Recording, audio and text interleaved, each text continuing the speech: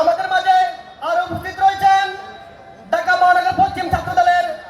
সংগ্রামী সভাপতি মৃত্যুঞ্জয় ছাত্রনেতা রবিন খান, সংগ্রামী সহসভাপতি কাউসার, সিনিয়র যুগ্ম সম্পাদক রফিকুল ইসলাম জিন্না, সাংগঠনিক সম্পাদক ইকবাল হোসেন সোহেল,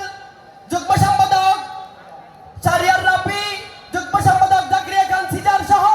ঢাকা মহানগর পশ্চিম ছাত্র দলের সংগ্রামী নেতৃবৃন্দ। প্রিয় নেতৃবৃন্দ, বক্তব্য দেওয়ার এখানে কিছু নাই। সম্মানিত নেতৃবৃন্দ বক্তব্য দিয়েছেন, সামনে আর বক্তব্য দিবেন,